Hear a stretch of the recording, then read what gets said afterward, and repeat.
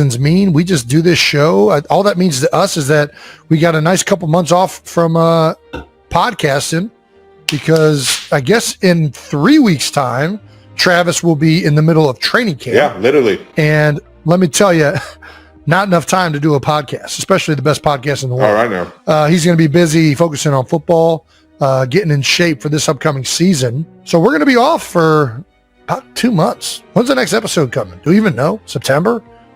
End of August? Do we even know when we're doing this again? I'm down to pick it back up once we're done with training camp. Intern Brandon says end of August with a question mark. So apparently he doesn't know either. Yeah, so I think we're going to start this up when Travis gets out of training camp. We'll get back to giving you guys this podcast.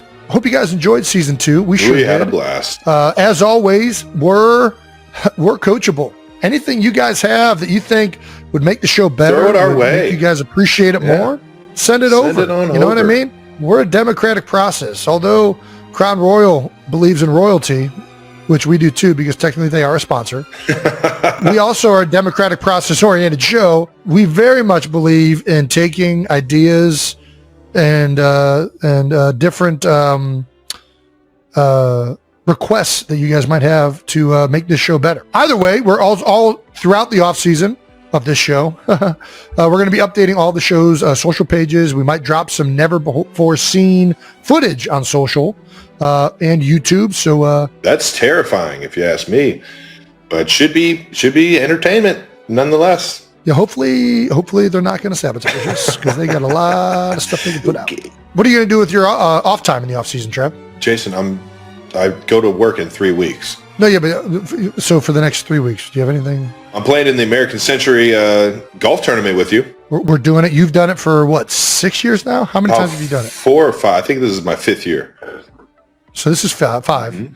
Five. This is my first time out in Lake Tahoe. Do you have any advice to the American Century Classic? My advice would be just don't feel bad if you hit somebody, because they bought the ticket. Oh, knowing it's a bunch of amateurs out there trying to play golf, so don't feel bad. People have gotten hit before. They got EMS or EMTs, whatever it's called. They got those right there at every hole. Everybody'd be fine. Well, that happened. That actually happened at what, the not the American Century Classic with you and Pat. It was the match. Shout out to Clay. That was not one of anybody's favorite moments, because that was the first time I'd ever seen somebody look like they got sniped from about 300 yards away. It was crazy. Well, thankfully everybody's all right. Everybody's what does the course play like?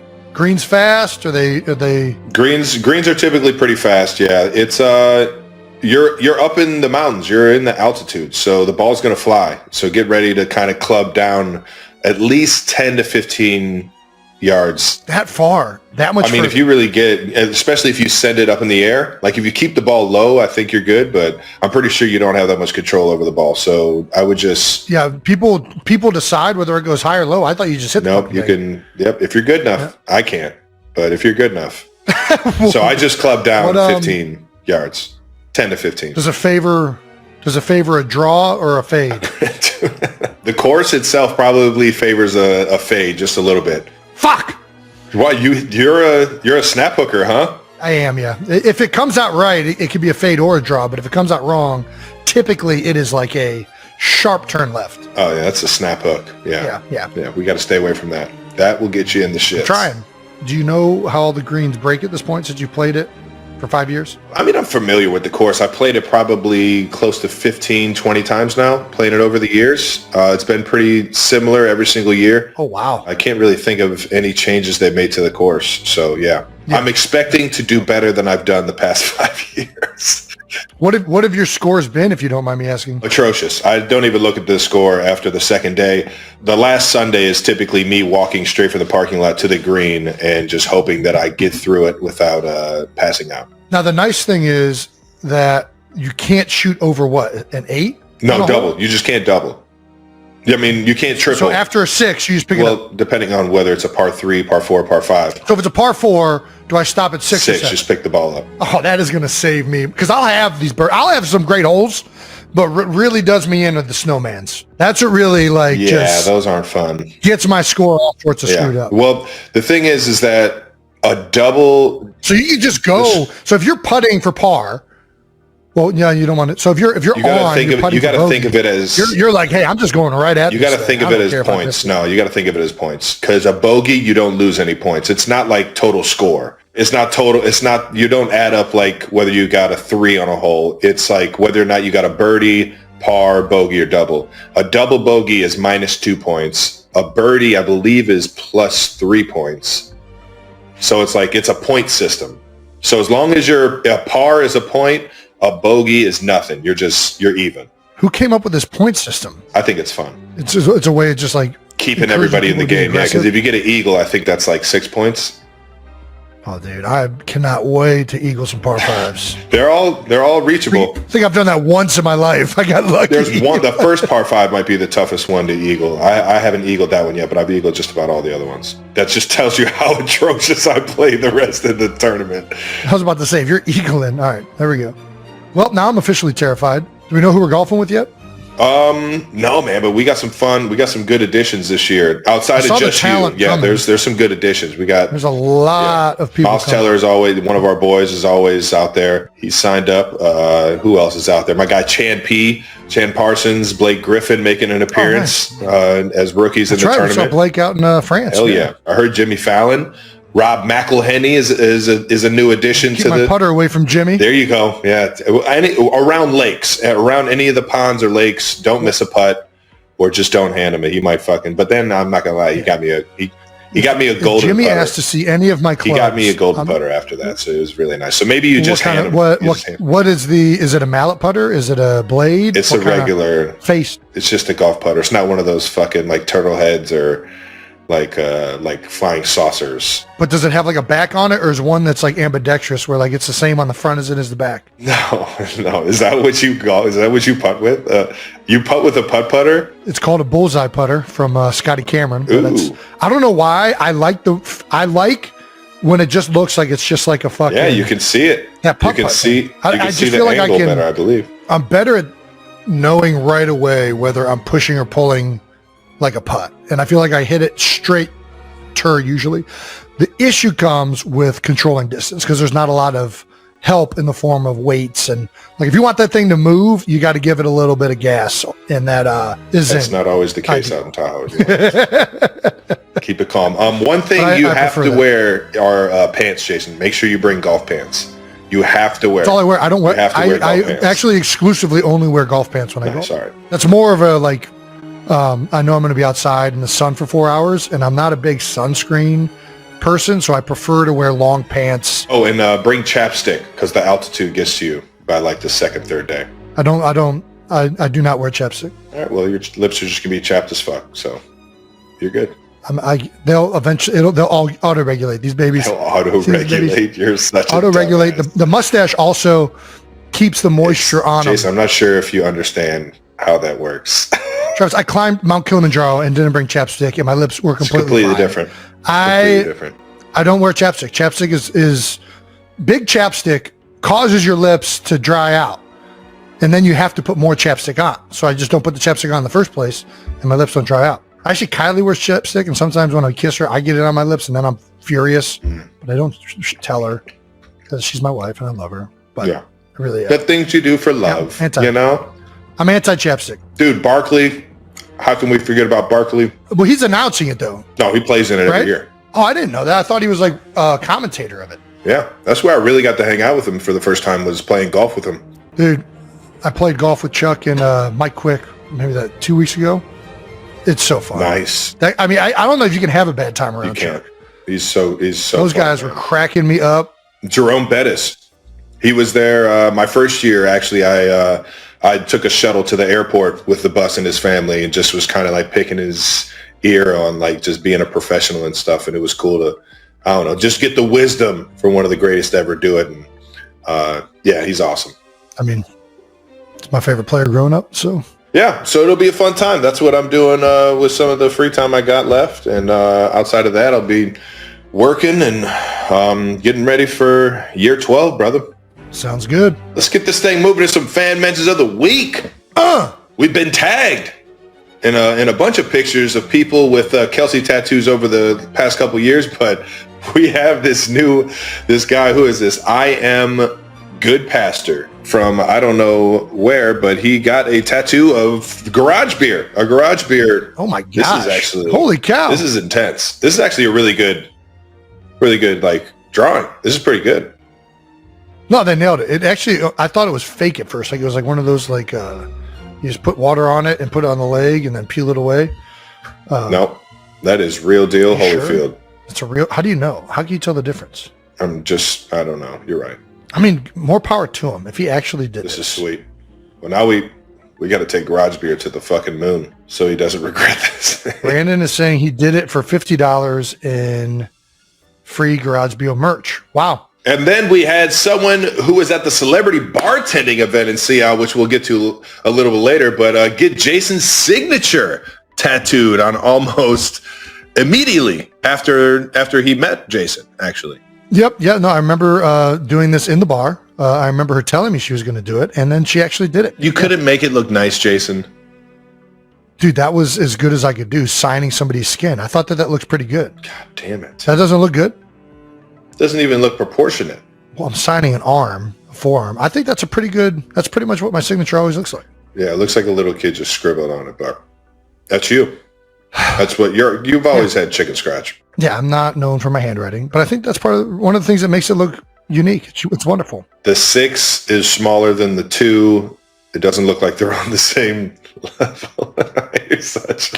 Were you hammered at this point? Probably, and I'm also signing behind a bar on somebody's forearm, reaching over. Like it was not an ideal location to sign somebody's arm. It's unique. What the fuck is this creepy thing in the background of the middle photo? What do you mean? Do you see that? There's like a head on a pole. Yeah, that is interesting. You gotta watch out. Those Philly fans, man. They're some interesting people. Yeah, would you ever get a tattoo of anything? We talked about it. We talked about doing like a family crest or something like that, or have some fun that me, you, and Dad could have got or something. I don't know. I would still be open to it. I just don't have the creative like desire to want to like get a tattoo. Yeah, it's the forever thing that really puts a damper on. It's like I just don't know. I think all of it looks sweet. I just don't know like what one tattoo would look like on me. Yeah, I've never pulled the trigger either. Don't plan on it. I might get wedding ring tattoo because I take my ring off to do a lot of things. I don't like having rings on. You're notorious for losing rings, Jason. You don't have to explain yourself. Yep. So I've thought about just getting a tattoo. So I like. How does Kai feel about that? That's the real question. The tattoo? Yeah. Does she? She's like, oh yeah. Oh, she's indifferent. She's like, yeah, if you want to do that or not. I mean, she's a little upset that I lose my ring sometimes. And but yeah, the problem. Worst tattoo people can get. What's the worst tattoo people can? I don't want to put people on blast. I mean, I think a garage beer tattoo is about as bad as it gets. No, dude, that was sweet. I think the worst tattoo somebody could get is like when they get a tattoo of like a team winning a championship and then they don't win the championship. Yeah. I think that's probably the worst one you could do. I don't like ultra realistic tattoos. Oh, I'm so in. Or like portraits of people. That's where I'm in. Because you like those? Yeah. See, I'm out on it because one, I don't think it usually looks that good unless you have like a really good artist who like nails it. Yeah. But then two, it just doesn't take into account that the body's going to sag and move over time and that face is going to look absolutely horrendous in like 20 years. Yeah. I think you're onto something. Have you ever seen like the little patches, like the patch tattoos? It looks like somebody like sewed a patch onto you. No, I'm in on that though. That sounds good. Yeah, I would do that. I don't know what the patch would be, but I'd do it. The tribal stuff looks good, but if you're not Samoan or Polynesian, to be honest, if you're a white guy with tribals, it's just, I'm judged. What?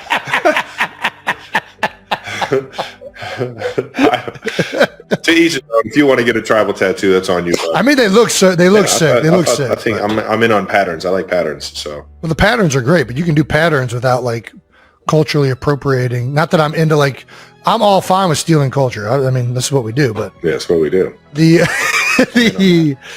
Ooh, another one. When you get writing in a different like language. Yeah, I'm out. So out. It's the same thing as the tribal. It was so funny. I don't want to name any names, but one of the guys on the team at Cincinnati got an Asian letter tattoo on him. Like it was like a tattoo of like Asian lettering, right? And it was supposed to mean like live wild or something like that, or like live free, you know, something spiritual and whatnot to him, or something that was meaningful to him. And we asked our Asian trainer if she knew what that meant. She was like, that means absolutely nothing. Yeah, no, that's gibberish. Those are 4 random symbols. You just got absolute nonsense drawn on you. And that happens all the time. I would assume it probably happens more than you would assume. But I'm against that as well. Yeah, I'm not against. I don't like. Whatever floats your boat. Do whatever you want. Whatever floats your boat finds lost remote. We learned that from Outcast. What is the best and worst location for tattoos? That's the real question, and I kind of have like an idea because I get dry needled a lot in some like very. Oh, so you're going more pain. I was just talking about like worst spot. Tramp stamp? That's a bad one, right? Especially if you're a guy. I mean, it's a bad location for a tattoo. To each his own. I was going to go face. Face is it's just a strong move. It is to get a face tattoo. It is, but if it's done tastefully, I appreciate it. I don't know. I haven't seen one that I've appreciated yet. Posty, man. Post Malone's got a few. I like Post. Listen, I think Post is amazing, but I think You're indifferent about it. I hear you. I'm not indifferent. I do not like face tattoos. I was trying to save you there. I know you're trying to save me, and I love Post, and I think, listen, the guy's got way more swag and style than I do. I'm just not into the face tattoos. Arm. You don't like arm tattoos? Probably. No, it's the best. Oh, you switched it up. All right, best spot? I would probably say back. You can always hide it, and then... Yeah. I would say upper arm, back. Like upper arm is one that's like whenever you're in like a specific setting, like you don't have to have it. Yeah. But then when you want to show it off, wear a little cut off, boom, arm tattoos out. Nice. My man Dunphy, shout out to the Fanatic, has the Fanatic's nose tattooed around his belly button. You've seen him. You've seen the guy. Looks good. Yeah, let's keep this thing moving. That does it for fan mentions of the week. Shout out to everybody getting tattoos, man. 92%ers. Crown Royal believes that when you live generously, life will treat you royally. Which is why we've spent the last several weeks raising a glass to the 92%ers taking their community to new heights. We will be revealing the final winner at the end of this episode, and you don't want to miss that. But we'd like to raise a glass to everyone who submitted. Obviously, we can't mention everybody that's taken their community and their lives and their family to new heights, but we sure appreciate everybody sending in their fan favorite. And we heard from a lot of the amazing people, from teachers, coaches, first responders, and so many more. So raise a glass to the generous spirit and kick off with Crown. And stay tuned for the upcoming NFL season as Crown Royal celebrates the fans who make every game day royal. Visit crownroyal.com for more information. 92%ers. You've heard us talking about how much we love Tommy John underwear before. We love the fabric. We love the support. And they're so comfortable.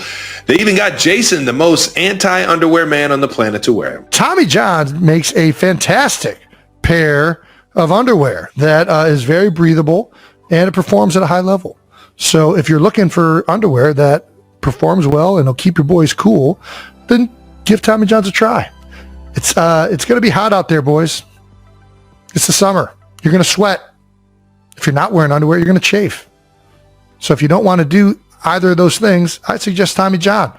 They keep you cool and comfortable all summer long. Don't let the heat hold you back this summer. If you want to feel electric, upgrade to the most comfortable, most breathable underwear on the planet. Tommy John is the real deal. Try them now and you'll become a customer for life, ladies and gentlemen. There's no better time to try Tommy John than today with their huge 4th of July sale. Shop now for 30% off site-wide. That's right. Save 30% at TommyJohn.com/New Heights. TommyJohn.com/New Heights. See site for more details. Let's go into a little out of the house. Hey! Talk about some Beer Bowl number 2. Beer Bowl the deuce. All right, Jason, you got out of the house last week, went down to the shore, had yourself an absolute blast, not only with Beer Bowl 2, but the Eagles Autism Foundation. That's right. We put on I think that's our 4th. It's either 4th or 5th. I lose track. It's got to be more than that, yeah. They're calling it like the Kelce Bash. I don't like that name. I don't know how that name got. Of course you don't. We don't like doing that. Yeah, I think the better name that I want it to be known as is Shore Birds. It's a bunch of birds down at the shore. Birds fans, birds players. There's a lot of players and fans or celebrities there that actually weren't really birds, but it ties in now. Yeah, that event was tremendous. Ryan Hammond, who runs Eagles Autism Foundation. Shout out to Ryan! Yeah. Is the one who's put that together from the start. And then her and Kai have really taken it to another level. Each and every year, they somehow add more pieces to it. And this year, between the event on Wednesday, which was the guest bartending at the Ocean Drive, best bar down at the shore, combined with the beer bowl at the Sea Isle City Yacht Club, we were able to raise, I'm hesitant to say this, but this is the last number I heard, which was, it's just north of $850,000. Damn! Yeah. Man. And it's pretty incredible. That's It's awesome. our biggest number by far yet. Yeah. And it's still counting, I believe. They're still kind of getting all that together for an official number. So I don't even know that I should say a number. But yeah, the Eagles Autism Foundation is an incredible foundation that does a lot of work in the autism community, whether it's towards funding research programs for families and support systems, as well as avenues for careers for people on the spectrum. They do a whole lot of things supporting the entire autism community and awareness. That's awesome, man. It's an honor for us to participate in it. It's something that has been near and dear to Kylie's heart for her whole life. And since meeting her and being involved with the community, it's now near and dear to my heart. So it's been something that's been awesome to be a part of. And the fact that the Eagles started their own version of it, just 5 or 6 years ago too, it's really just been fantastic to partner with them and take it to this level. Gotta love it when it really takes off and you get the support of the community, even as far away as the shore. You know what I mean? Like that's just, it's awesome, man. It's awesome what you and the Eagles are doing with the Autism Foundation. Yeah, I'm glad you're saying that because it's not just me. There's tons of Eagles that come out every year. The Cox now has come multiple years. Everybody that comes, like almost routinely, and you've said this too, it's like their favorite it is so charity fun, event man. they've ever it done. It is so fun. Because it's just a party. It's not, it's about really just uniting behind a cause for a day that really means something in all of our joint lives and community, and just having a blast, celebrating, being around each other. Obviously there are drinks involved, yes, but it's just about having a good time and supporting this wonderful cause. And it's turned into something much bigger than we ever anticipated. It's just a lot of fun. Well, I can only imagine not only what you guys are doing in terms of raising funds, but what you guys are doing for the shore, man. The shore is obviously it's an amazing place, and it's got a lot of families that go there for the summers and stuff. But I'm sure you guys are bringing in a plethora of people that are hanging around the shore for an extra day or a weekend that they typically don't see. So it's awesome to see, man. It's awesome to see. Highlights of the bartending, though. The OD is, it's one of my favorite places ever. How was that? Oh, as usual, it's chaos. It's a packed house. Everybody's trying to get items signed and drinks, and you're trying to figure out, who are you actually taking money? People are just hanging money out of their hands at all times. You're trying to navigate, who am I getting to? And there's no way you're going to get to everybody. The last time I was there, it got to the point where I was doing $100 chug-offs. Like if you... Oh, that's still $100. That's a good one. That's a good one. That's the bar. That's also and how you get shit faced. That is how you get shit faced. The real way you get shit faced, and I tell this to everybody who's coming for the first time, is shots. You can't do liquor. You got to stick to just beer because you can't chug. The stomach's only so big chugging beer, right? But if you start mixing in like little, out shots, you're gonna be under the table. Unless your name is Landon Dickerson. That dude can drink. It's like an endless pit. He's a keg. It's unbelievable. Keg. It's unbelievable. Makes sense. That's the key. You can do the chug-offs, but just don't do liquor. I'll do shots of beer. Like if somebody wants to do shots, I'll pour beer in a shot glass and I'll do that with them. But I ain't like doing whiskey. Not for that event. That's fair. That's how you get through. You gotta set boundaries. Drinking boundaries are very important, ladies and gentlemen. You gotta last. It's a 4-hour event, and it's like nonstop. Did you have the chug off with your boy from the radio again this year or no? No, and we need to redo that. I owe Seltzer. Seltzer, my bad. Sorry, Seltzer. I forgot your name, brother. And James actually used to work for the Eagles. He was like, dude, he was awesome. I don't know what such a good dude. Yeah, and I don't know what his. I forget what his like official title was, but he was like the first one back when I first started in the league that like when teams first started hiring social media specific like content creators. That was what Jimmy was doing, and he was always asking questions and stuff like that. So, we got to get an actual pint chug off and not a liter of beer and surprise him like that because he was definitely unprepared for it. We snuck it up on him.